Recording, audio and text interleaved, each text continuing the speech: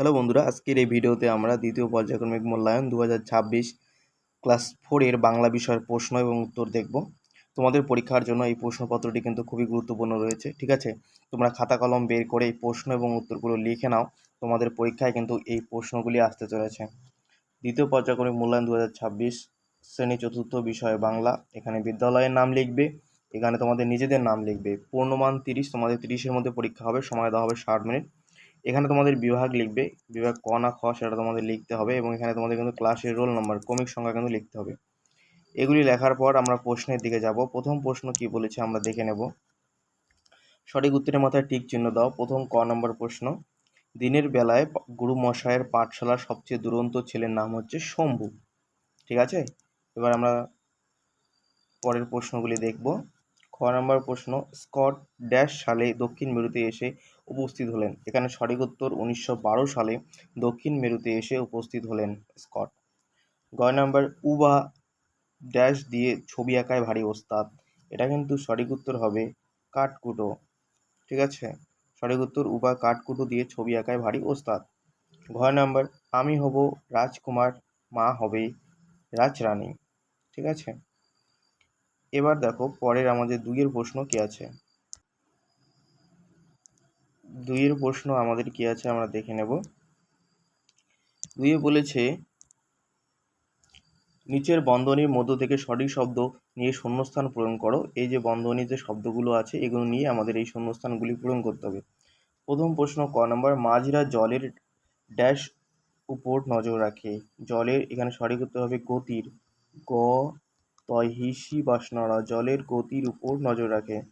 খ নম্বর, বন্যা এসে ভাঙবো বিভেদ।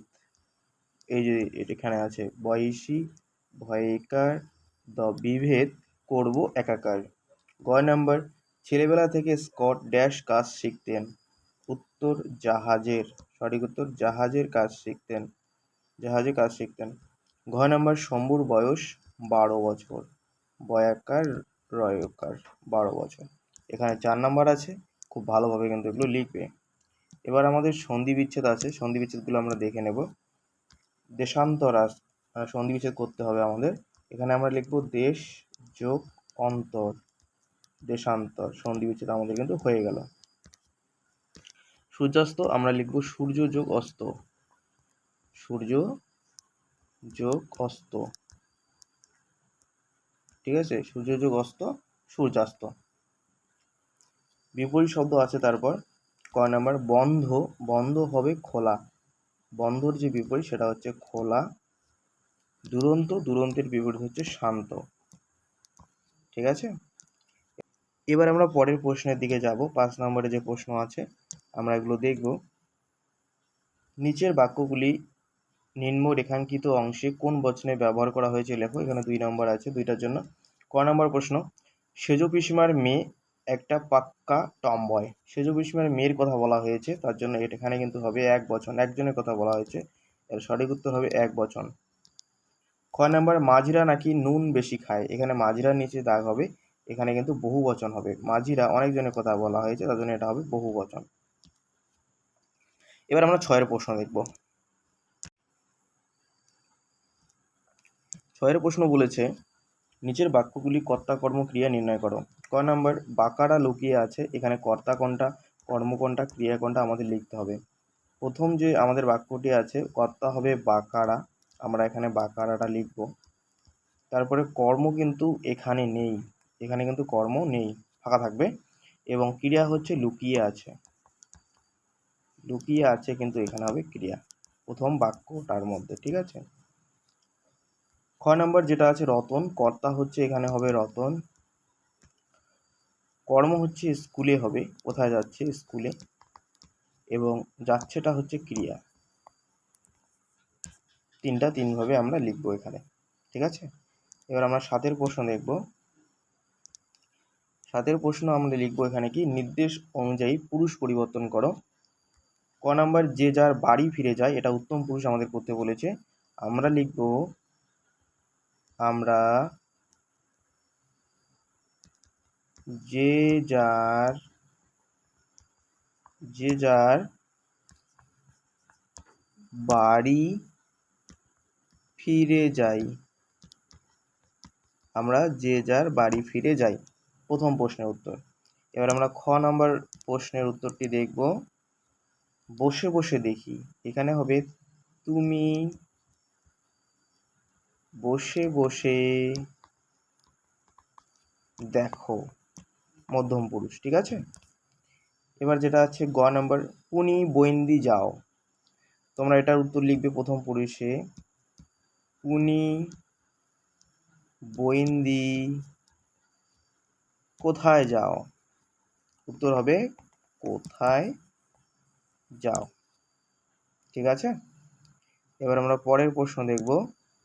8 প্রশ্ন, লিঙ্গ পরিবর্তন করো। লিঙ্গ পরিবর্তন, বর হবে এখানে হচ্ছে বউ হবে বর, চাচি হবে চাচা। 9 নম্বর প্রশ্ন, এক কথায় উত্তর দাও। এখানে 5 নাম্বার আছে। ক নম্বর প্রশ্ন, স্কটের পূর্বপুরুষরা কোথায় চাকরি করতেন। তোমরা লিখবে সামুদ্রিক